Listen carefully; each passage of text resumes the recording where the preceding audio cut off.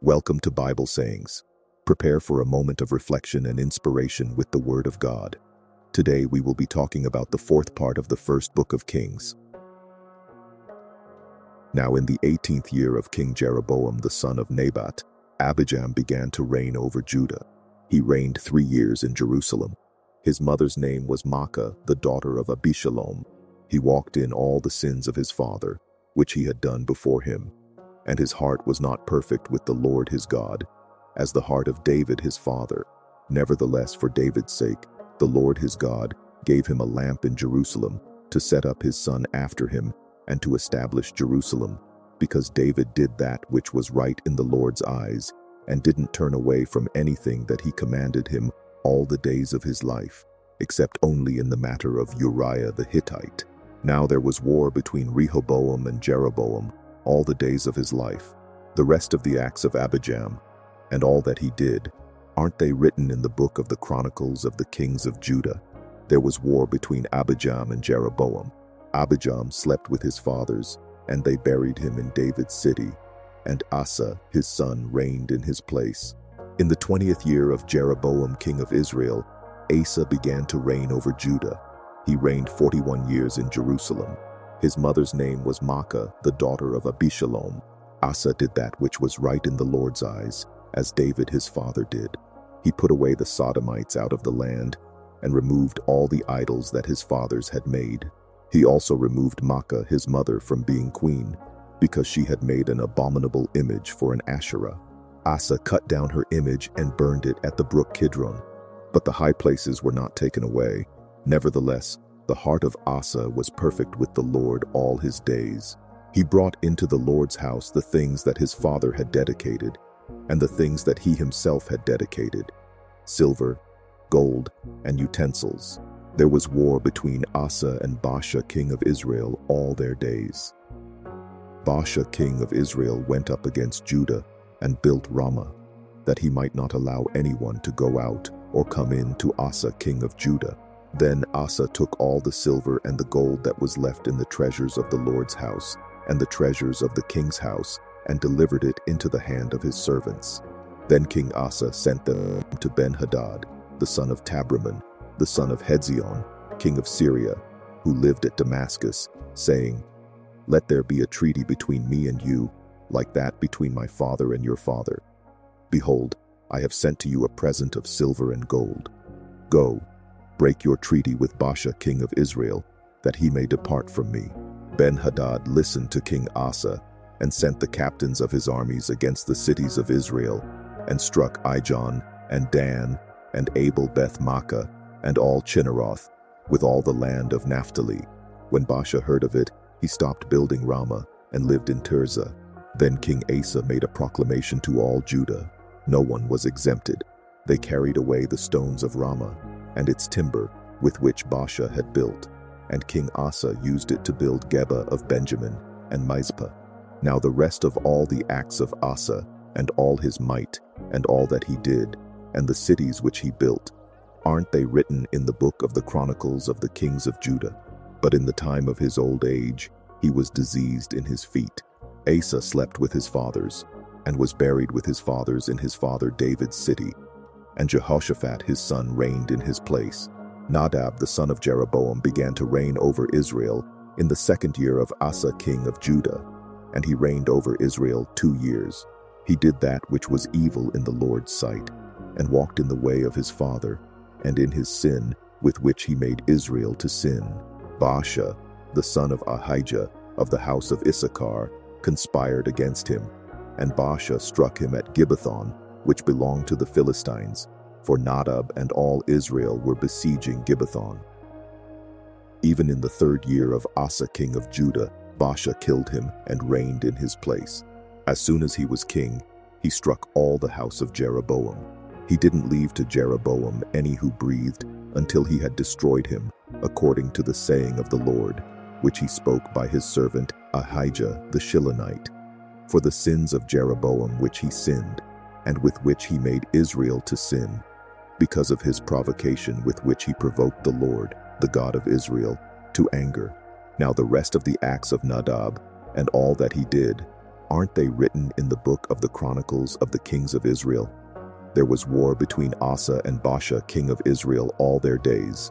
In the 3rd year of Asa, king of Judah, Baasha the son of Ahijah began to reign over all Israel in Tirzah for 24 years. He did that which was evil in the Lord's sight, and walked in the way of Jeroboam, and in his sin with which he made Israel to sin. The Lord's word came to Jehu, the son of Hanani, against Baasha, saying, Because I exalted you out of the dust, and made you prince over my people Israel, and you have walked in the way of Jeroboam, and have made my people Israel to sin, to provoke me to anger with their sins. Behold, I will utterly sweep away Baasha and his house, and I will make your house like the house of Jeroboam the son of Nebat. The dogs will eat Baasha's descendants who die in the city, and he who dies of his in the field, the birds of the sky will eat. Now the rest of the acts of Baasha, and what he did, and his might, aren't they written in the book of the Chronicles of the Kings of Israel? Baasha slept with his fathers, and was buried in Tirzah, and Elah his son reigned in his place. Moreover, the Lord's word came by the prophet Jehu, the son of Hanani, against Baasha, and against his house, both because of all the evil that he did in the Lord's sight, to provoke him to anger with the work of his hands, in being like the house of Jeroboam, and because he struck him. In the 26th year of Asa king of Judah, Elah the son of Baasha began to reign over Israel in Tirzah for 2 years. His servant Zimri, captain of half his chariots, conspired against him. Now he was in Tirzah, drinking himself drunk in the house of Arza, who was over the household in Tirzah, and Zimri went in and struck him, and killed him in the 27th year of Asa king of Judah, and reigned in his place. When he began to reign, as soon as he sat on his throne, he attacked all the house of Baasha. He didn't leave him a single one who urinates on a wall among his relatives or his friends.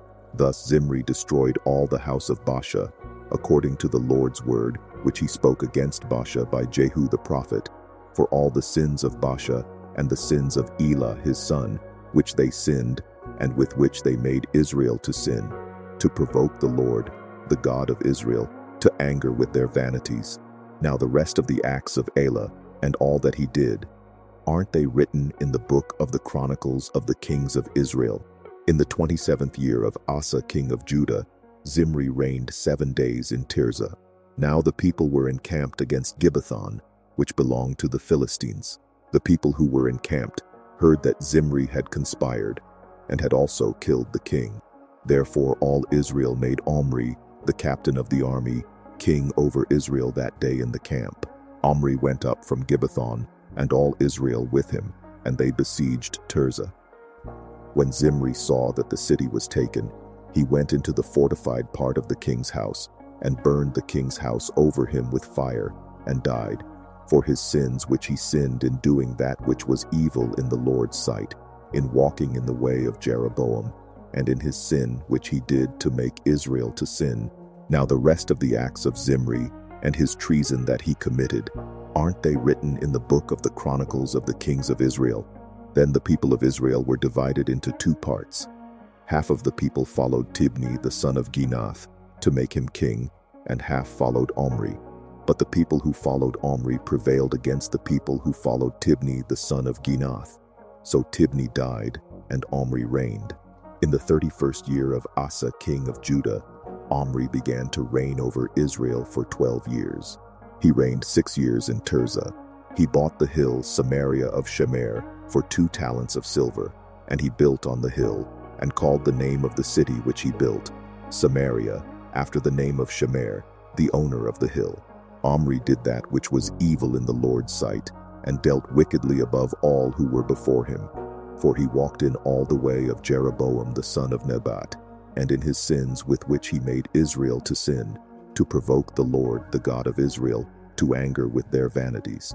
Now the rest of the acts of Omri which he did, and his might that he showed, aren't they written in the book of the Chronicles of the Kings of Israel? So Omri slept with his fathers, and was buried in Samaria, and Ahab his son reigned in his place. In the 38th year of Asa king of Judah, Ahab the son of Omri began to reign over Israel. Ahab the son of Omri reigned over Israel in Samaria 22 years. Ahab the son of Omri did that which was evil in the Lord's sight above all that were before him. As if it had been a light thing for him to walk in the sins of Jeroboam the son of Nebat, he took his wife Jezebel, the daughter of Ethbaal, king of the Sidonians, and went and served Baal and worshipped him. He raised up an altar for Baal in the house of Baal, which he had built in Samaria.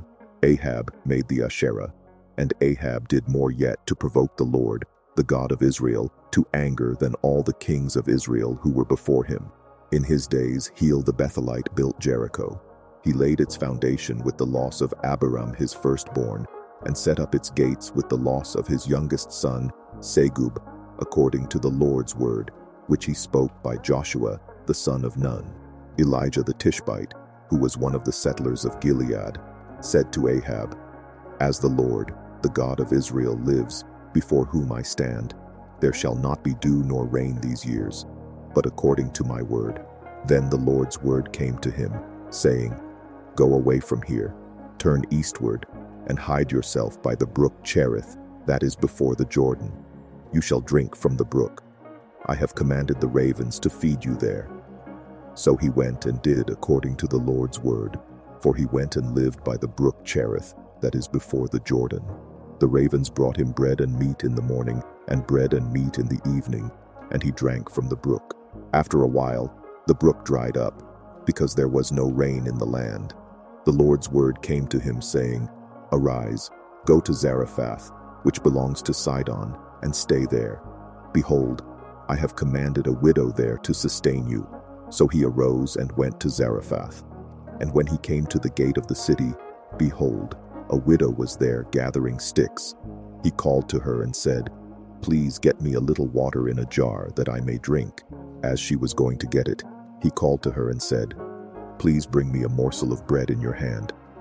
She said, "As the Lord your God lives, I don't have anything baked, but only a handful of meal in a jar and a little oil in a jar. Behold, I am gathering 2 sticks, that I may go in and bake it for me and my son, that we may eat it and die." Elijah said to her, "Don't be afraid. Go and do as you have said, but make me a little cake from it first, and bring it out to me, and afterward make some for you and for your son. For the Lord, the God of Israel, says, the jar of meal will not run out, and the jar of oil will not fail, until the day that the Lord sends rain on the earth." She went and did according to the saying of Elijah, and he, and her household ate many days. The jar of meal didn't run out, and the jar of oil didn't fail, according to the Lord's word, which he spoke by Elijah. After these things, the son of the woman, the mistress of the house, became sick, and his sickness was so severe that there was no breath left in him. She said to Elijah, "What have I to do with you, you man of God? You have come to me to bring my sin to memory and to kill my son." He said to her, "Give me your son." He took him out of her bosom and carried him up into the room where he stayed and laid him on his own bed. He cried to the Lord and said, "Lord my God, have you also brought evil on the widow with whom I am staying by killing her son?" He stretched himself on the child 3 times and cried to the Lord and said, "Lord my God, please let this child's soul come into him again." The Lord listened to the voice of Elijah, and the soul of the child came into him again, and he revived. Elijah took the child and brought him down out of the room into the house and delivered him to his mother. And Elijah said, "Behold, your son lives." The woman said to Elijah, "Now I know that you are a man of God, and that the Lord's word in your mouth is truth." After many days, the Lord's word came to Elijah in the 3rd year, saying, "Go, show yourself to Ahab, and I will send rain on the earth." Elijah went to show himself to Ahab. The famine was severe in Samaria. Ahab called Obadiah, who was over the household. Now Obadiah feared the Lord greatly, for when Jezebel cut off the Lord's prophets, Obadiah took 100 prophets and hid them 50 to a cave and fed them with bread and water. Ahab said to Obadiah, "Go through the land to all the springs of water and to all the brooks. Perhaps we may find grass and save the horses and mules alive, that we not lose all the animals." So they divided the land between them to pass throughout it. Ahab went one way by himself, and Obadiah went another way by himself. As Obadiah was on the way, behold, Elijah met him. He recognized him and fell on his face and said, "Is it you, my lord Elijah?" He answered him, "It is I." "Go, tell your lord, behold, Elijah is here." He said, "How have I sinned, that you would deliver your servant into the hand of Ahab to kill me? As the Lord your God lives, there is no nation or kingdom where my Lord has not sent to seek you." When they said, "He is not here," he took an oath of the kingdom and nation that they didn't find you. Now you say, "Go, tell your Lord, behold, Elijah is here." It will happen as soon as I leave you, that the Lord's Spirit will carry you I don't know where. And so when I come and tell Ahab, and he can't find you, he will kill me. But I, your servant, have feared the Lord from my youth. Wasn't it told my Lord what I did when Jezebel killed the Lord's prophets? How I hid 100 men of the Lord's prophets with 50 to a cave, and fed them with bread and water? Now you say, "Go, tell your Lord, behold, Elijah is here." He will kill me. Elijah said, "As the Lord of armies lives, before whom I stand, I will surely show myself to him today." So Obadiah went to meet Ahab and told him, and Ahab went to meet Elijah. When Ahab saw Elijah, Ahab said to him, "Is that you, you troubler of Israel?" He answered, "I have not troubled Israel, but you and your father's house, in that you have forsaken the Lord's commandments, and you have followed the Baals. Now therefore send, and gather to me all Israel to Mount Carmel, and 450 of the prophets of Baal, and 400 of the prophets of the Asherah, who eat at Jezebel's table." So Ahab sent to all the children of Israel, and gathered the prophets together to Mount Carmel. Elijah came near to all the people, and said, "How long will you waver between the two sides? If the Lord is God, follow him. But if Baal, then follow him." The people didn't say a word. Then Elijah said to the people, "I, even I only, am left as a prophet of the Lord, but Baal's prophets are 450 men. Let them therefore give us 2 bulls, and let them choose 1 bull for themselves, and cut it in pieces, and lay it on the wood, and put no fire under. And I will dress the other bull, and lay it on the wood, and put no fire under it. You call on the name of your God, and I will call on the Lord's name. The God who answers by fire, let him be God." All the people answered, "What you say is good."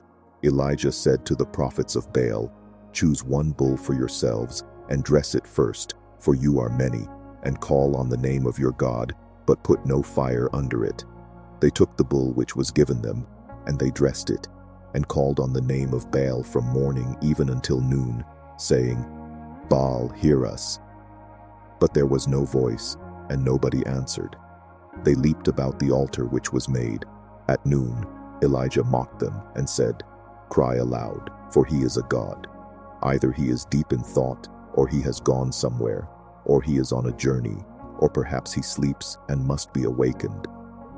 They cried aloud, and cut themselves in their way with knives and lances, until the blood gushed out on them. 29. When midday was past, they prophesied until the time of the evening offering, but there was no voice, no answer, and nobody paid attention. Elijah said to all the people, "Come near to me." And all the people came near to him. He repaired the Lord's altar that had been thrown down. Elijah took 12 stones, according to the number of the tribes of the sons of Jacob, to whom the Lord's word came, saying, "Israel shall be your name." With the stones he built an altar in the Lord's name. He made a trench around the altar large enough to contain 2 seahs of seed. He put the wood in order, and cut the bull in pieces, and laid it on the wood. He said, "Fill 4 jars with water, and pour it on the burnt offering and on the wood." He said, "Do it a 2nd time." And they did it the 2nd time. He said, "Do it a 3rd time." And they did it the 3rd time. The water ran around the altar, and he also filled the trench with water. At the time of the evening offering, Elijah the prophet came near and said, "Lord, the God of Abraham, of Isaac, and of Israel, let it be known today that you are God in Israel, and that I am your servant, and that I have done all these things at your word. Hear me, Lord, hear me, that this people may know that you, Lord, are God, and that you have turned their heart back again." Then the Lord's fire fell and consumed the burnt offering, the wood, the stones, and the dust, and it licked up the water that was in the trench.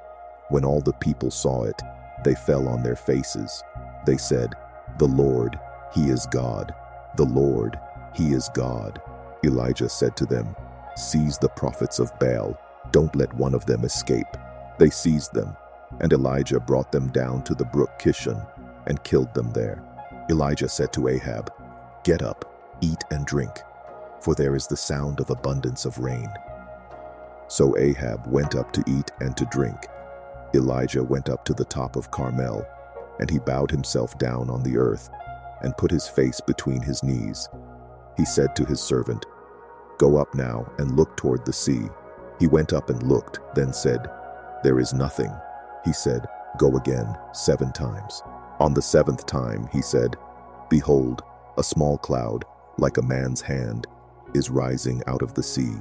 He said, "Go up, tell Ahab, get ready and go down, so that the rain doesn't stop you." In a little while, the sky grew black with clouds and wind, and there was a great rain. Ahab rode and went to Jezreel. The Lord's hand was on Elijah, and he tucked his cloak into his belt and ran before Ahab to the entrance of Jezreel.